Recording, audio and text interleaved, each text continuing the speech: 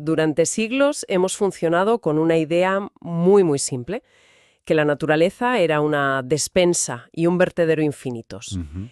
que podíamos coger lo que quisiéramos y tirar lo que nos sobrara y que ella, bueno, se encargaría de todo. Se regeneraría sola. Exacto. Hoy sabemos que esa idea no solo era equivocada, era peligrosamente ingenua. El cambio climático o el agotamiento de recursos ya no son un capítulo de un libro de ciencia ficción, son el telediario de cada día. Totalmente. El análisis de hoy se sumerge justo en el centro de este problema. Nos preguntamos, ¿es posible ponerle un número al valor de la naturaleza?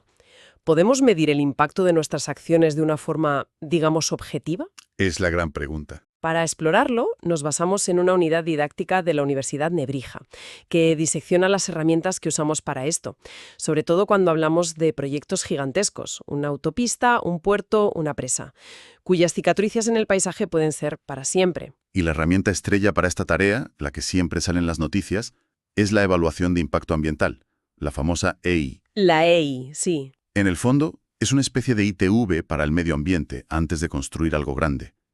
Es un proceso que obliga a la administración a mirar un proyecto y preguntar, a ver, ¿qué se va a romper aquí y cómo se piensa arreglar o, mejor aún, evitarlo? Es como el mapa que vamos a usar. Eso es el mapa que vamos a usar para entender cómo intentamos responder a esa pregunta tan compleja. De acuerdo, pues vamos a desgranar ese mapa. Lo primero es lo primero. Cuando decimos medio ambiente, todo el mundo piensa en árboles, ríos, animales. Sí, en la naturaleza. Pero según los documentos, el concepto es mucho más amplio. Muchísimo más. No es solo la foto de un bosque. El medio ambiente es el sistema vital completo. Incluye lo físico natural, claro, el agua, la tierra, lo que el documento llama el medio abiótico. Ajá. Y también la flora y la fauna, el medio biótico. Pero añade dos capas más que son cruciales. Una es el medio perceptual, el paisaje, la estética, cómo lo percibimos. El valor que le damos. Justo, qué valor le damos. Y la otra es todo el entramado social, cultural y económico que interactúa con ese entorno. No se puede entender un pueblo sin el valle que lo rodea, ni el valle sin la gente que lo ha moldeado. O sea que el ecosistema no es solo la relación entre el zorro y la liebre, sino también entre la fábrica del río y el pescador. Exactamente. El ecosistema es esa red de interacciones. Y tiene una regla de oro, digamos. La energía fluye en una sola dirección, del sol hacia afuera, y se pierde. Se va perdiendo. Pero los materiales, los nutrientes, se mueven en un ciclo cerrado. O al menos así debería ser. El problema es que nuestras actividades industriales y económicas han roto esos ciclos. ¿Cómo? Pues extraemos materiales a una velocidad y generamos residuos de un tipo que el sistema ya no puede reciclar. Y aquí el documento deja caer una idea que me parece brutal, y es que quizá todo el problema de fondo es educativo. Es una reflexión muy potente, sí. Que hemos crecido pensando que el medio ambiente era un recurso gratuito e inagotable, siempre al servicio del crecimiento económico. Se ha tratado el capital natural como si no tuviera dueño y no tuviera límite. La idea era crecer primero, y ya limpiaremos después. Pero hemos descubierto de la forma más dura que la factura de limpiar después es impagable. O directamente imposible. O imposible. Hay cosas como la biodiversidad perdida que simplemente no se pueden recuperar. Aquí es donde la cosa se pone seria. Porque esa mentalidad ha dejado una factura muy real, una lista de problemas que ya no son teóricos. El documento los enumera.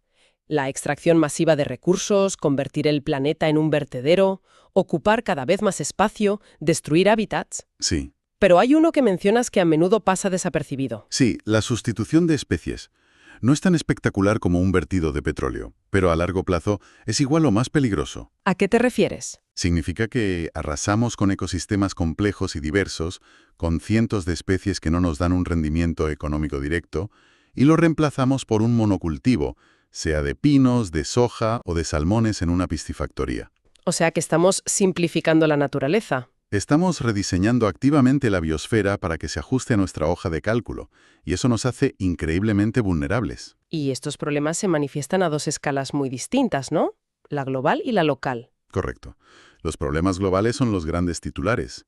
El cambio climático por los gases de efecto invernadero, el agujero de la capa de ozono, la pérdida masiva de especies a nivel planetario. El agotamiento de recursos. Eso es, o el agotamiento de minerales clave para nuestra tecnología, como el litio o el uranio.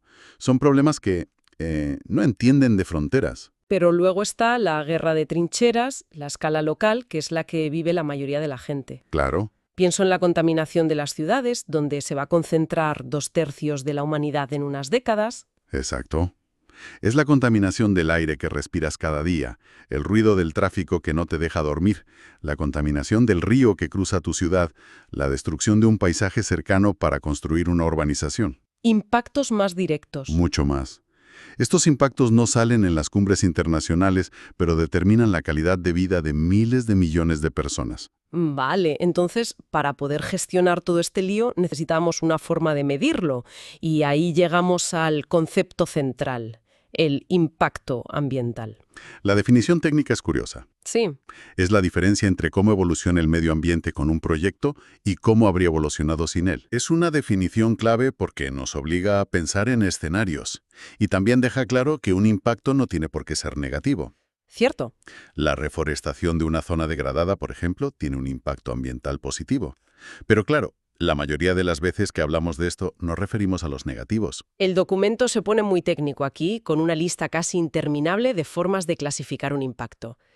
En lugar de recitarlas como si fuera un catálogo, ¿cuáles son las que de verdad importan? Buena pregunta. Las que pueden hacer que un proyecto se apruebe o se descarte. Muy buena pregunta. Lo importante no es memorizar 20 etiquetas, sino entender la lógica que hay detrás. En el fondo, cualquier evaluación intenta responder a 3 preguntas fundamentales sobre el impacto. A ver, Primera, ¿cómo de grande es el golpe? Segunda, ¿cuánto va a durar? Y tercera, ¿tiene arreglo? chastre. Que el colapso de una balsa minera que arrasa un valle entero. Ese sería un impacto de intensidad total y extensión extrema. Y hay una categoría muy interesante que es la de impacto crítico. Crítico. No depende tanto del tamaño como de la ubicación. Un vertido pequeño puede ser crítico si ocurre justo al lado de la toma de agua de una ciudad. Entendido. Segunda pregunta. ¿Cuánto va a durar? Esta es crucial. Hablamos de la persistencia. Un impacto puede ser fugaz, como el ruido durante una obra que desaparece, o puede ser temporal, pero el que de verdad preocupa es el impacto permanente, el que no se va a ir nunca. Como una presa. La construcción de una gran presa que inunda un valle crea un impacto permanente en ese ecosistema. Ha cambiado para siempre. Y la tercera, y quizá más importante, ¿tiene arreglo? Exacto, la capacidad de recuperación. Aquí el abanico es amplio. Hay impactos reversibles que la propia naturaleza cura con el tiempo. Otros son mitigables o recuperables si intervenimos, por ejemplo, descontaminando un suelo. Pero... ¿y los peores? Pero los que deciden el futuro de un proyecto son los irrecuperables e irreversibles. Un edificio de hormigón en plena costa es irrecuperable. La desertificación de una zona por sobreexplotación de acuíferos es, a efectos prácticos, irreversible. Me falta uno que parece sacado de un thriller, el sinérgico. Sí, es el más complejo y el más peligroso, porque es contraintuitivo. Un impacto sinérgico ocurre cuando dos o más acciones que, por separado, tendrían un efecto pequeño, al juntarse, provocan un desastre. Imagina un río que ya sufre una ligera contaminación por fertilizantes agrícolas. El impacto es moderado. Ahora, una industria vierte agua un poco más caliente de lo normal, algo que por sí solo tampoco sería grave. Vale. Pero la combinación de más nutrientes y más temperatura provoca una explosión de algas tóxicas que acaba con toda la vida del río. El resultado es mucho mayor que la suma de las partes. Uf. Esos son los impactos que nos suelen pillar por sorpresa. Vale, tenemos esta caja de herramientas para etiquetar los daños. Pero me imagino a un equipo de ingenieros con los planos de una autopista y se me hace difícil ver cómo se pasa de estas etiquetas a una decisión de sí o no. ¿Cómo se aplica todo esto? Aquí es donde entra en juego el procedimiento, la evaluación de impacto ambiental. Y hay una distinción fundamental que hay que hacer para no perderse. ¿Cuál? Una cosa es la EIA, la evaluación, que es todo el proceso administrativo y legal, desde que se presenta el proyecto hasta que la administración da su veredicto. Y otra cosa es el ESIA, el estudio de impacto ambiental. ¿Qué es el informe técnico? El papeleo. Exacto. El estudio es el documento gordo, el análisis que hacen los técnicos, biólogos, geólogos, ingenieros, donde se identifican todos esos posibles impactos que hemos comentado, se valora su importancia y se proponen soluciones. El corazón del proceso. Ese estudio es el corazón de la evaluación. Y no todos los estudios son iguales. Para una pequeña obra basta un informe sencillo, pero para un puerto o una central nuclear se exige una evaluación detallada que puede llevar años y costar millones. El momento en que se hace esta evaluación también parece clave. El documento habla de 3 escenarios, y uno suena mucho peor que los otros. Es inteligente y barata de hacerlo. El segundo es el semiadaptativo. Suena a casi lo hacemos bien. Es un podría ser peor. Ocurre cuando el proyecto ya está muy avanzado y la evaluación se hace justo antes de la decisión final. Ya no puedes cambiar el trazado, pero sí puedes añadir medidas para corregir los problemas. ¿Poner parches? Poner pantallas acústicas para el ruido, construir pasos de fauna, etc. Es un parche así. Y luego está el desastre, el reactivo. El reactivo es apagar fuegos. Se hace cuando la obra ya está en marcha o incluso terminada, porque han aparecido problemas que nadie vio venir. Es carísimo, ineficaz y solo sirve para intentar paliar un daño que ya está hecho.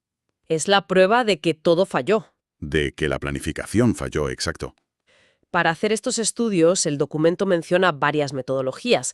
Hay listas de chequeo, matrices, pero se centra en una que suena a película de espías, el método Battelle-Columbus. Suena muy técnico, pero la idea que tiene detrás es increíblemente ambiciosa.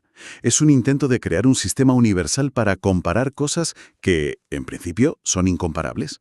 Espera un momento, ¿me estás diciendo que se puede meter en una misma coctelera la concentración de mercurio en un río, la cantidad de nidos de un pájaro en peligro y la belleza de una puesta de sol? Sí, Y que de ahí sale un único número que te dice si el proyecto es bueno o malo. Suena a ciencia ficción o a una forma muy sofisticada de autoengañarse. es que esa es la crítica principal que se le hace, y es una crítica muy válida. Es peligrosamente reduccionista. Pero antes de descartarlo, vale la pena entender cómo intenta hacer esa magia. A ver, El método identifica 78 parámetros ambientales distintos. Algunos son fáciles de medir, como los decibelios de ruido o las partes por millón de un contaminante. Otros son subjetivos, como el valor estético de un paisaje. ¿y cómo comparas la belleza con los decibelios? Ahí me pierdo. Ahí está el truco, con lo que llaman funciones de transformación.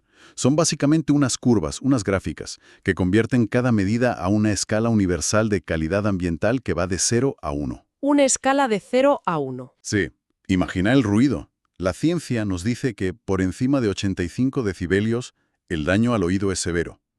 Pues se crea una gráfica donde 50 decibelios equivalen a 1, perfecto, y 100 decibelios equivalen a 0, inaceptable. Ya veo. Y se hace lo mismo con la estética. Se hacen encuestas a la población para que valoren un paisaje de 0 a 10 y con esa media se crea la función.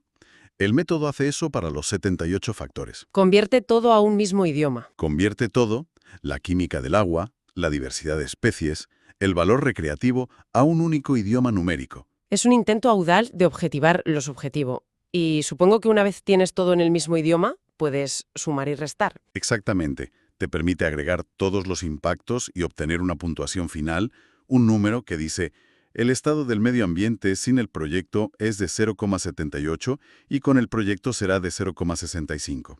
Es polémico. Es polémico sin duda, pero ofrece a los que tienen que tomar la decisión una cifra, algo tangible sobre lo que debatir, más allá de: es que este paisaje es muy bonito. De acuerdo. Hemos identificado, clasificado y, con métodos como este, hasta cuantificado el impacto. ¿Y ahora qué? ¿Cuál es la respuesta? La respuesta sigue una jerarquía muy estricta, un orden de prioridades que no te puedes saltar.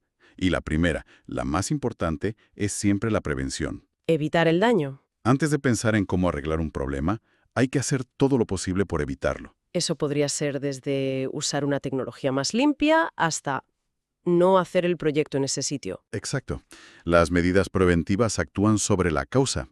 Incluyen el diseño ecoeficiente, el reciclaje, el uso de energías renovables o, la más efectiva de todas, una buena selección del emplazamiento. Elegir un lugar donde el daño sea mucho menor. Pero claro, esto nos lleva a un debate. A ver, Hablar de seleccionar un emplazamiento diferente suena muy lógico, pero en un país con un territorio ya muy ocupado y protegido, ¿es realista pensar que siempre hay una alternativa mejor o es una utopía? es un punto clave.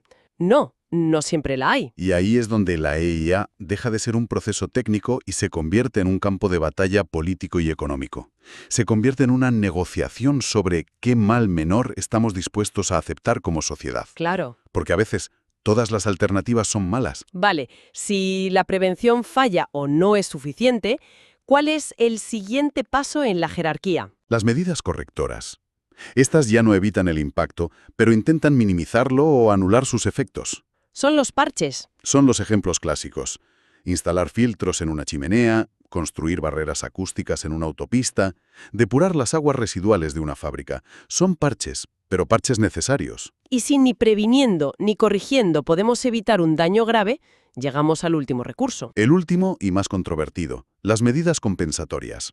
Se aplican cuando el impacto es inevitable e irrecuperable. Irrecuperable. Es crucial entender que no arreglan el daño original.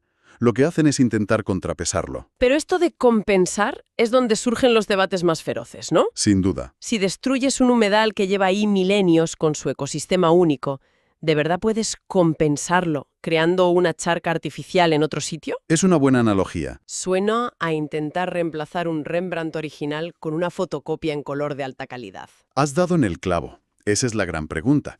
Los ecologistas dirían que es como pagar una multa después de destrozar una obra de arte irreemplazable.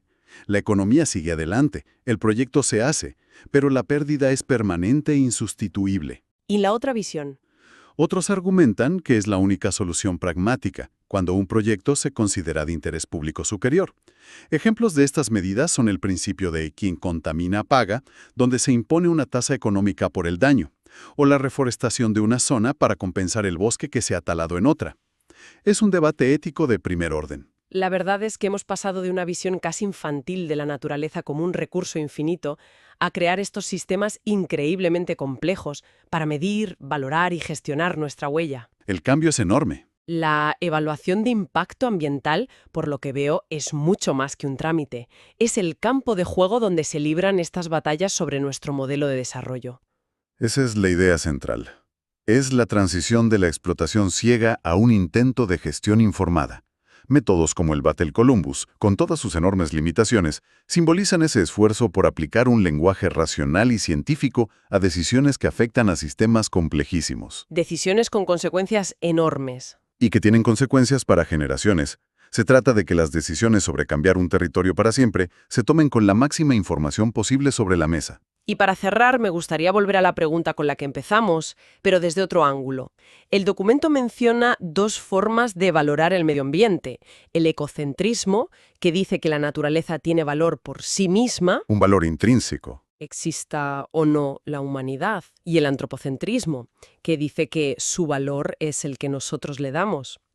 Todo este sistema de evaluación que hemos descrito, con sus números y sus matrices, es profundamente antropocéntrico. Claramente. La reflexión final sería esta. Al obsesionarnos con medir, cuantificar y gestionar el medio ambiente a través de estos sistemas, no estaremos ignorando su valor intrínseco, todo aquello que no cabe en una hoja de cálculo. ¿Y qué consecuencias podría tener a largo plazo esa ceguera selectiva ante lo que no podemos o no sabemos medir?